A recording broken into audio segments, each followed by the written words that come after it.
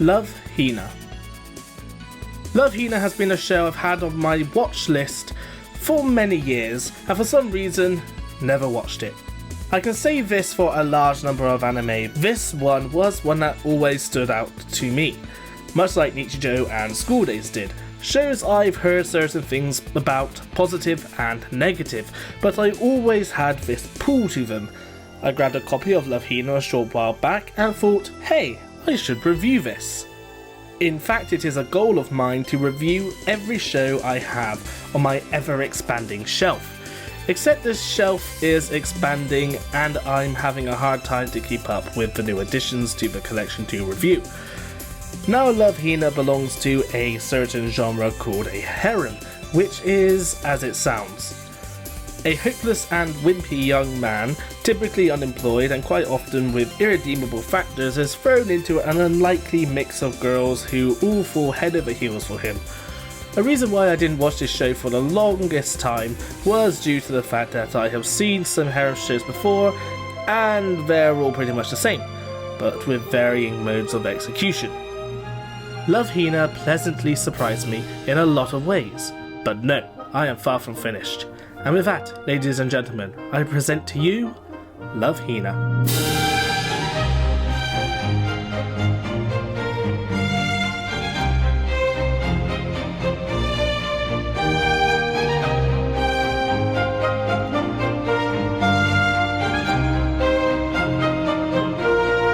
Produced by Production IG, released in the spring of 2000 and adapted from a manga of the same name by Ken Akamatsu, Love Hina by a first glance appears to be a typical harem, where all the characters do not stray from their cliched traits and all of the girls are infatuated by the main male character, not missing the chance to either flash him or attack him.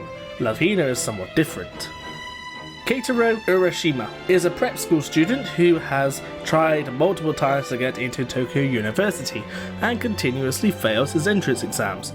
His reason for wanting to attend the university is not to study a particular academic field of interest, rather he wishes to meet a girl he met as a toddler who promised to meet him at the university and then get married. After failing yet again, he is summoned to the Hinata girls' dormitory by his grandmother, who hands in the responsibility of running the dorm.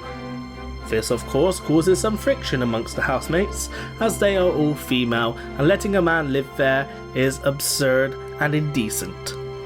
Keitaro intends to use this time at the Hinata dorm to study for another attempt at the university entrance exam.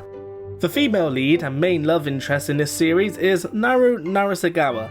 She also made a promise to someone she had feelings for to attend Tokyo University. However, she fails the entrance exam also. Naru does not take kindly to Keitaro becoming the new girls' dorm manager at first, but then slowly warms towards him. She never fails to make sure to give him a good kicking if she just as much suspects Keitaro is commencing a perverted act based on her first impressions of him, where he sank into a hot springs with no knowledge that it was for girls only.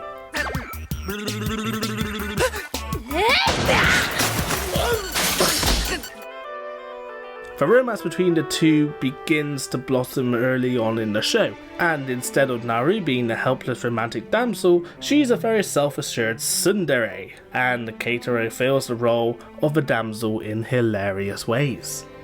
The other housemates include the kendo enthusiast Motoko with a large distaste for men in general, the shy and timid Shinobu, who develops a soft spot for Keitaro, the hyperactive and technological enthusiast Sue with her love for turtles and eating, the secretive and mature Kono who carries an all-knowing air, and finally Mutsumi, a girl who is not a Hinata housemate but is as clumsy as Keitaro and always appears to be on the same wavelength as him. Not to mention, she also met somebody as a toddler and she is failing her entrance exams to get into Tokyo University to meet this person. Currently this sounds like the standard for all harem shows, however, only two other characters are infatuated with Keitaro. Motoko develops a crush on him for one episode, and Shinobu has a cute child's crush on him which she will grow out of quite quickly.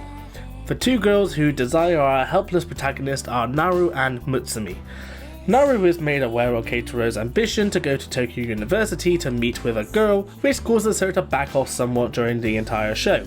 This does not stop her from getting jealous of other girls and acting on that jealousy, however.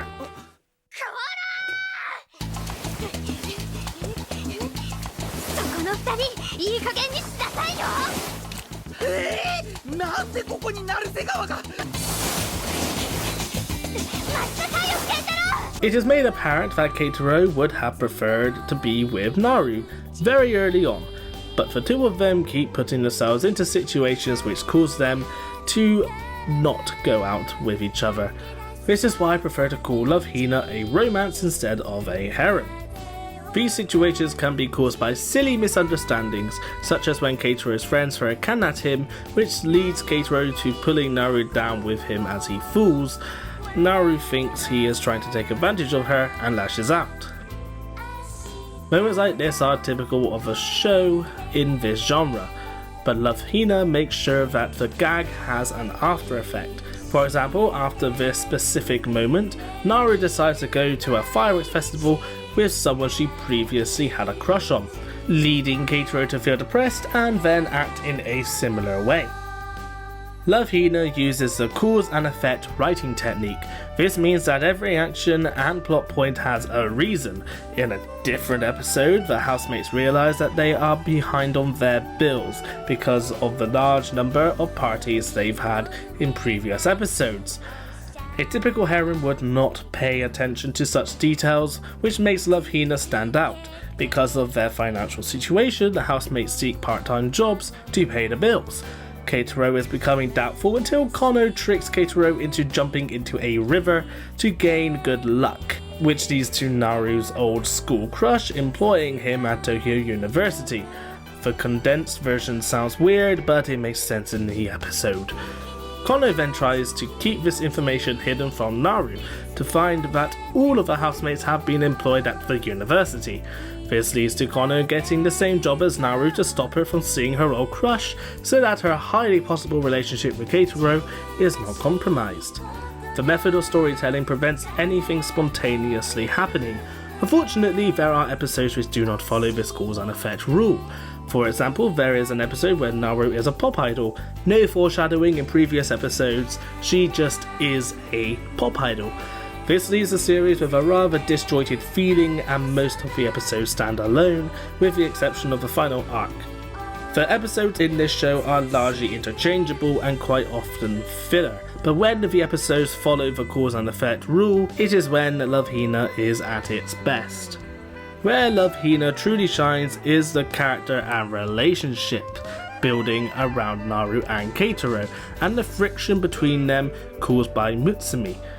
When these elements of the series are at the forefront of an episode is when Love Hina is at its finest. Each of the Hinata apartment residents in this show have at least one episode dedicated to them. They could be attempting to overcome a dark past or come to terms with reality. What is great about this show is that it is not always Keitaro who is helping them. Sometimes it can be one of the girls helping another, which sets this apart from the typical harem where the seemingly helpless guy aids all of the girls. This show would have been far more concise if it were a dedicated romance show instead of a harem, especially with the ever-growing bond between Naru and Keitaro. Love Hina does fall into a trap of being far too unorthodox, especially when it comes to how the characters feel about each other and the situations they find themselves in.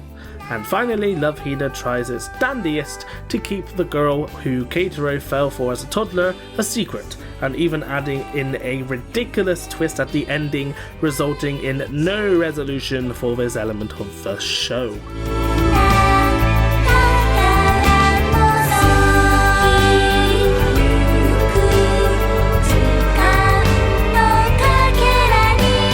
Love Hina was animated digitally, and the late 90s and early 2000s is a stage in time when animation studios were transitioning from cel-shaded animation to digital. Love Hina uses a style which is frequently used in this era of anime.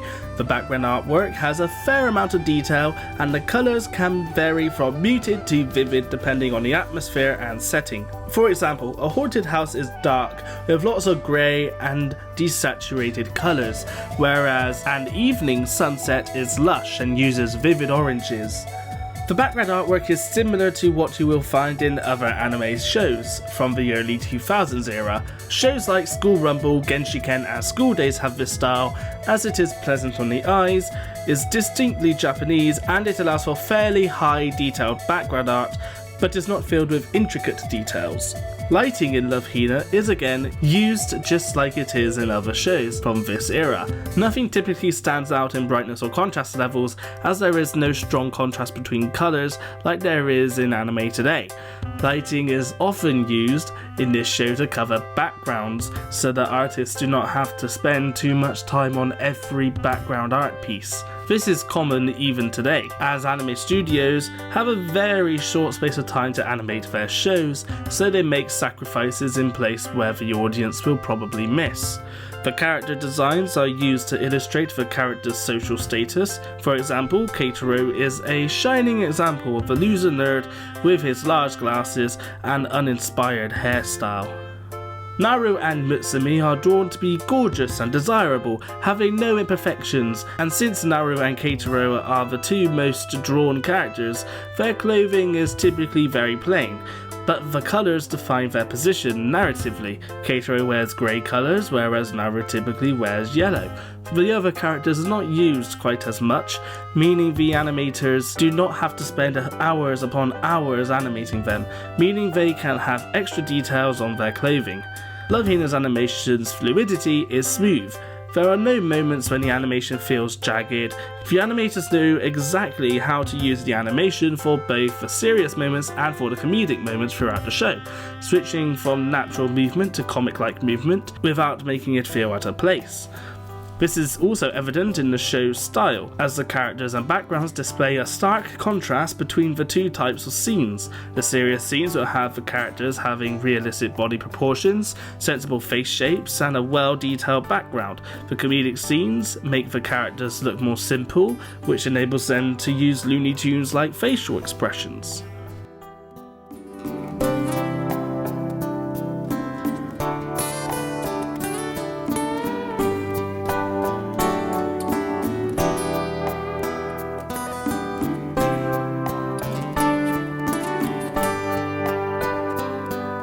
The opening song, Sakura Saku by Megumi Hayashibara, excuse pronunciations, is a very upbeat and fun song, telling the listener to live for tomorrow, break the shackles you're held back by, and make the most out of life. The first section of this song is iconic amongst the anime community. The ending song, Kimi Sei Iriba by Megumi Hayashibara, as far as I can tell, is about being a dreamer and possibly wanting someone to be somewhere and not breaking a promise. AnimeMusic.com has a few errors in the translation for this particular song. Kimi Sei Iriba has a rather depressing atmosphere, greatly contrasting the entire show. The show does have moments when it wants you to feel sorry for the characters, but not to the point this song wants you to feel. The soundtrack is a mixture of typical harem and even slice of life and romance shows.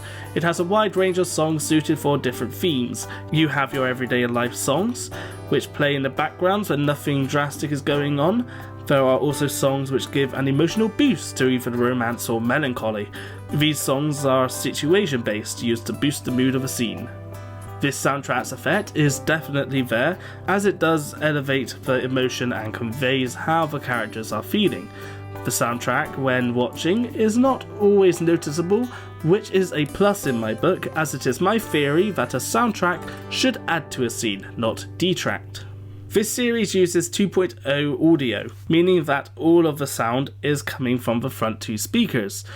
This series has no bass to it either, which means the audio is very flat. When it comes to the dub and sub of Love Hina, I watched the first episode dubbed. I found this dub to be okay. If you cannot stand watching an anime with subtitles, then this is not a bad dub, but it does not hold a candle to the original Japanese track. The characters suit their roles better, the actors and actresses have far more energy and convey the emotion their characters are going through in far better ways than the dub.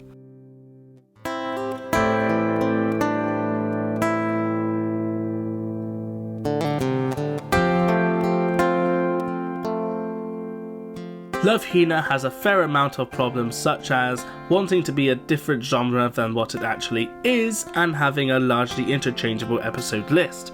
Despite those flaws, it is a very fun and entertaining show, with plenty of laughs and lovable characters. I grant Love Hina the rating of bye.